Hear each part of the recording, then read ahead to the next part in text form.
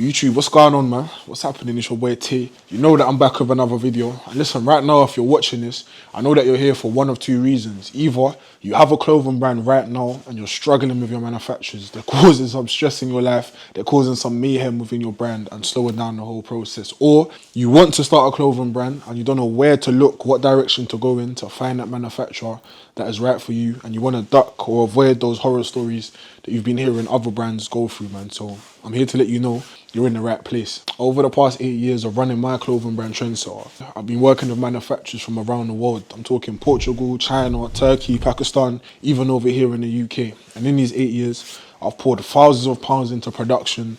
Yeah, I've built good relationships with manufacturers, but along with that, I've also come across a few manufacturers that are time wasters. Not even just time, wasting your money, wasting your energy.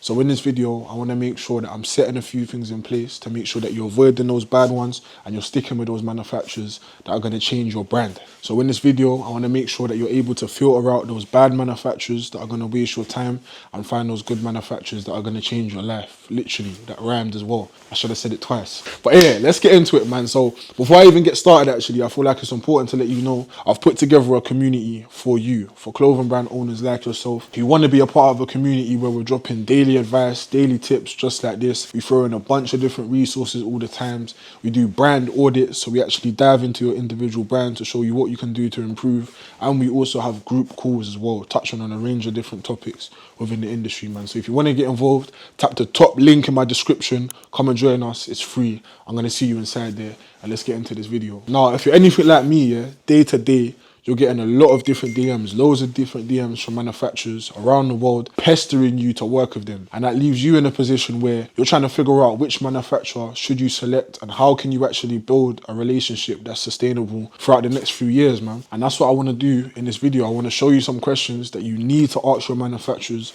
before you begin working with them. And I'm going to be giving you a system that you can put in place to make sure that you're building that strong relationship with your manufacturers. You can get those little perks like free samples and whatever the case may be down the line. Yeah, so let's dive into it, man. I'm going to break it down top to bottom. Now, as I was saying earlier on in this video, yeah, I've worked with manufacturers from all different countries who specialize in all different things. They're all different. However, I've realized that a lot of these manufacturers have one thing in common. And that one thing that they all do have in common is that they're very good at spotting whether or not you're a new or an established clothing brand. Now, from personal experience and working with other clothing brands within the community and whatever the case may be, I feel like it's within your best interest to make sure that from the very beginning, you're expressing your experience. Even if you just started your clothing brand yesterday, you need to make it seem as if you've been into this industry for years. I got a little quote and it goes, you got to show that you're not new to this, you're used to this. The reason I say this here is because I feel like when manufacturers realize that you're new into the industry, the antennas start to come on and they start to take advantage of that. For example, they may bump up the price of production,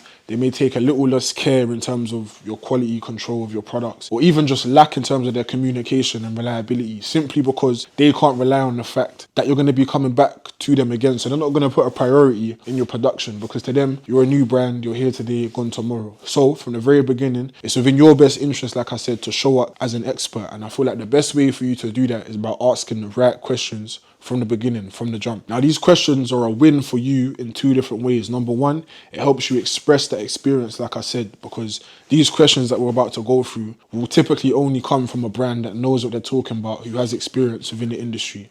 So it's going to show your manufacturers indirectly that you're used to this. You know what this process is like of making clothing, yeah? So that's number one. Number two, the reason why these questions will help you is because it gives you clarity on whether or not these manufacturers are actually a good fit for you.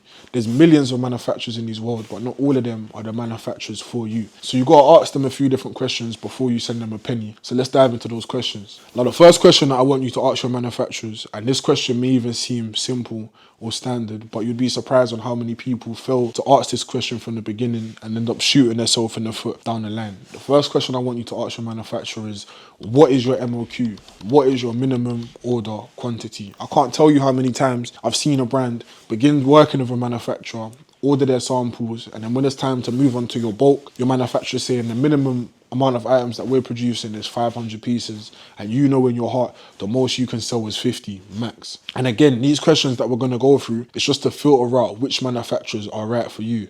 So if you ask a manufacturer from the beginning, what is your MOQ, and they're saying it's 500 pieces, you know that this manufacturer probably isn't the best one for you right now. On to the next. You got to remember that there's manufacturers in abundance. If one isn't right for you, there will be another one. Yeah, so that's the first question. What is your minimum order quantity? The second question that I want you to ask is, how long has these manufacturers been in business for? Yeah. Now, you may even feel like this question is going over the top or it's not necessary. I'm letting you know right now it is necessary, because with time comes experience. And I'm not even just talking about experience within production. I'm also talking about experience within customer service. How well are they able to communicate with you throughout this whole production process? And 9 times out of 10, it's not a deciding factor, but time often comes with experience. They're going to be experienced across the board and how to produce the best quality products, how to keep in good communication with you throughout the whole process, and how to stay reliable too. So you want to make sure you're asking those questions. Another question that I feel like is important for you to ask your manufacturers is, what's their quality control process? Now, I believe personally that you as a clothing brand owner, you need to make sure you have your own internal quality control process in terms of when your products arrive at your office or at your workplace or whatever the case may be, that you can go through with your team just to make sure that your products are in the best possible condition. But I feel like before your products arrive to you, your manufacturers need to go through the exact same process. So ask them that, what is their typical quality control process? They should have like a checklist or a list of things that they do before they even send you your products. Whether that's checking the fabric, checking the color, checking if it's going to fade during washes, checking the stitching, the prints, that making sure that your manufacturers know what it takes to finalize a product before they send it out to you. That's important, and it's going to save you a lot of stress down the line. So ask that question, what is their quality control process? Another question that I feel like is important at this stage is asking, what is their payment terms? Now, do you have to pay for your bulk production up front? Do you have to pay for the whole 100% up front? Or can you break it down? Can you do a 50-50 split where you pay 50% of the production before they start and 50% after production's finished? Or can you break it down into 4 slots of 25? Ask them what their payment terms are, and then also ask them what is their preferred means of payment. Yeah, like, can you pay through PayPal? Does it have to be through bank transfer, Alibaba? Ask them. Just get real crystal clear on the financial side of this. And it's going to also help you plan in terms of the future financial side of your business. Just a word of advice, I'd never recommend paying 100% upfront for any of your items, because you want to make sure that you can hold at least 50-25% of that money back to give your manufacturers that incentive to actually finish your product and do it at a high standard. Otherwise, they ain't getting paid, and that's what they want.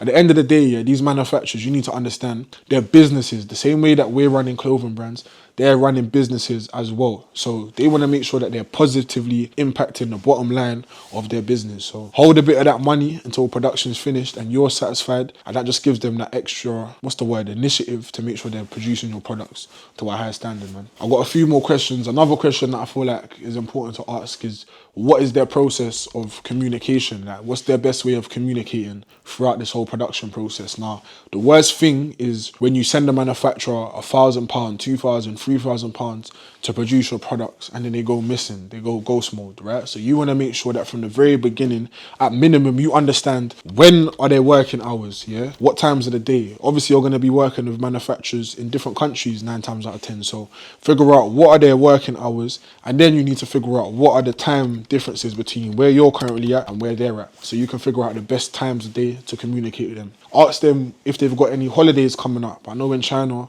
they have quite a few different holidays throughout the year, such as Chinese New Year and whatever the case may be. So ask them, when are the expected holidays, so you can factor that in and make sure that you're ordering before that holiday or after that holiday. And then also ask them, what's the best way to communicate with them? Is it through text message? Is it email? Jumping on a call? If you're going to jump on a call with them, I always say, after you finish the call, write up a little email, just giving a brief summary of what you discussed. Again, it's almost like an informal contract. It helps keep your manufacturers accountable. Yeah, and I'm going to touch on that a bit later. So ask them that, what's their best forms of communication, and understand the best ways to do so. And then last but not least, you need to ask your manufacturers, what are their lead times in terms of samples and bulk bulk production. How long is it going to take them to produce these products? This just helps you plan ahead in the future. I always say to brand owners, the standard is to make sure that you're at least 6 months ahead of the game. So if we're in winter time right now, you need to be focusing on your summer collection and vice versa. And being able to determine how long it's going to take to produce your samples in your bulk production can allow you to have that little advantage in terms of time and figure out what you're going to be doing throughout the year. Just to plan ahead, do you understand what I mean? Those are the questions that I would 100% recommend asking before you send any manufacturer any money. And you need to make sure that all of these questions that you've asked, you're actually satisfied with, you're happy with, yeah? Now, like I said earlier on in this video, these questions help you in a few different ways. Number one, it helps you establish your experience. Typically, only brands who have that experience are going to be asking these questions, yeah?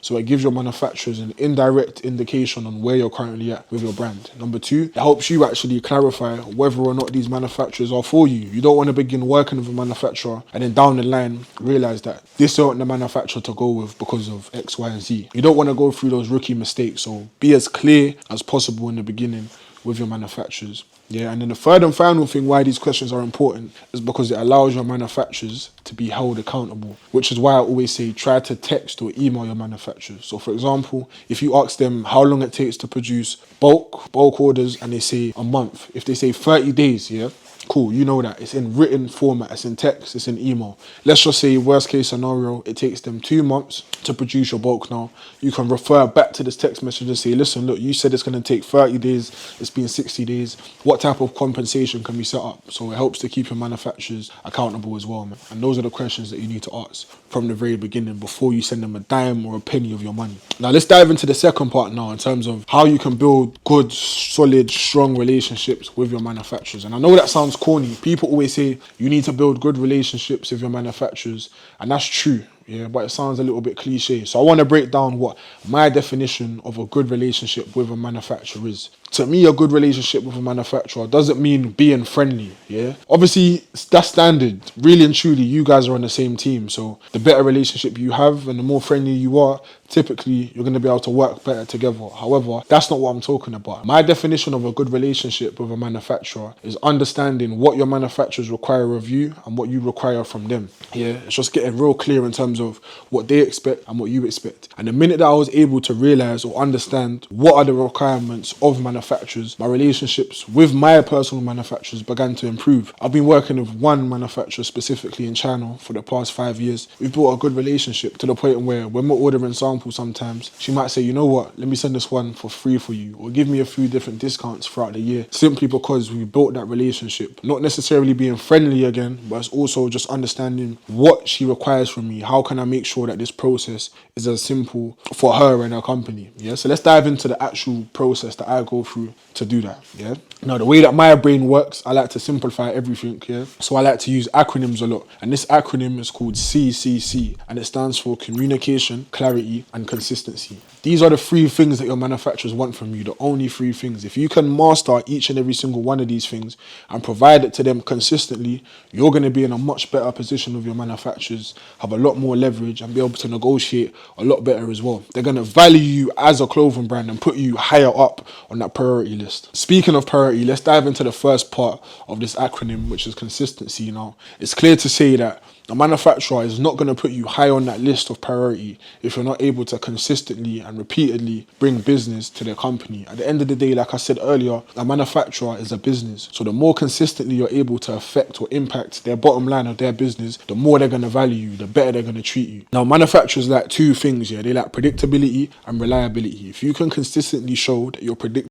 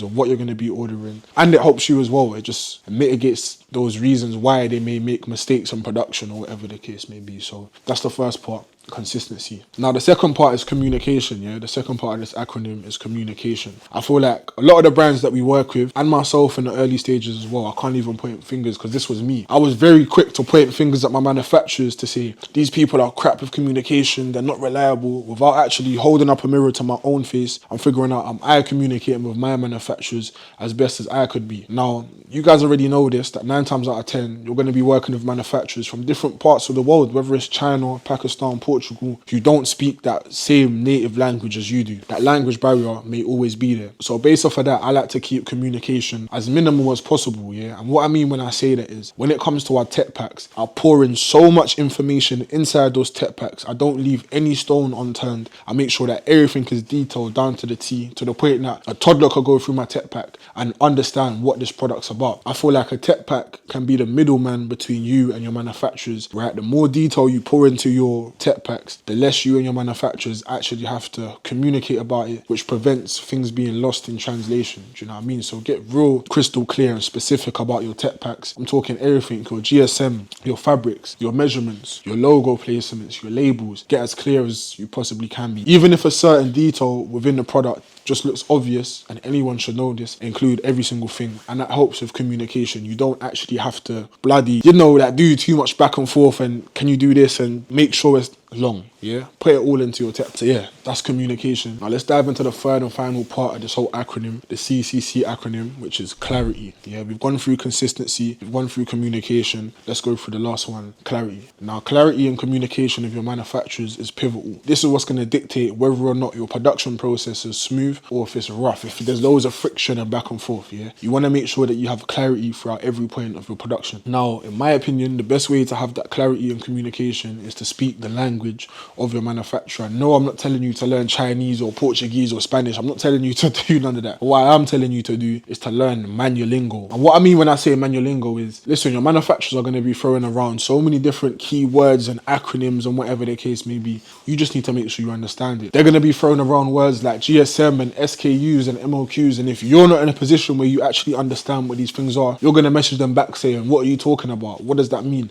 And that's the quickest way, again, referring back to what we said earlier, to show up as a newcomer brand, because really and truly you should understand what these things actually are. So get familiar, get real used to those words, those keywords and acronyms that your manufacturers are going to be using. And you know what? I've done you a little favor. I've put together something called Manual Lingo, where I break down, it's a guidebook where I break down all of the different keywords and terminologies that your manufacturers are going to need to know. And you can find that in the link in the description as well. It's free. The boy's got you. But yeah, just to wrap up, having that clarity helps you with a few different things. Number one, it helps you to avoid that miscommunication in production, which leads to costly mistakes. I'm talking time, energy, money. It just saves all of that stuff. Number two, it helps you sound a bit more on point. It makes you seem a bit more experienced within this industry. Again, you're not new to this, you're used to this. Number three, it speeds up conversations and negotiations. You haven't got to sit there figuring out what certain things mean, because you already have clarity on all of these things that your manufacturers are saying. And number four, it makes your manufacturers take you a lot more seriously, because you're just clearly expressing your experience within this industry, man. So yeah, make sure you're communicating with clarity at all times. Also, another tip here before I go, another tip. When you're speaking of manufacturers, just to show that elevated level within your business, or your brand, I should say, yeah, never make it seem as if you're a solopreneur, as if you're a one-man army. Always make it seem as if you've got a team behind you. So instead of using words such as I and me,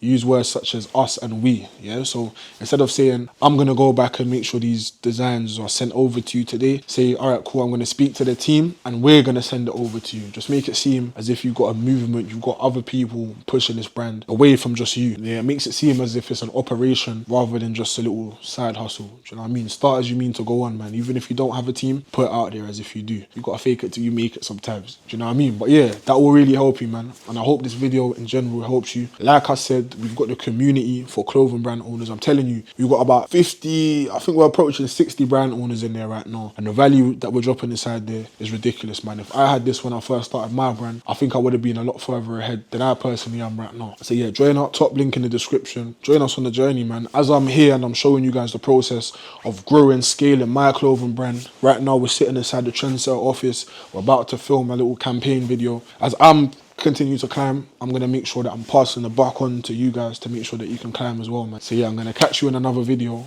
and start building these real relationships with your manufacturers, man. I'm out. Bow.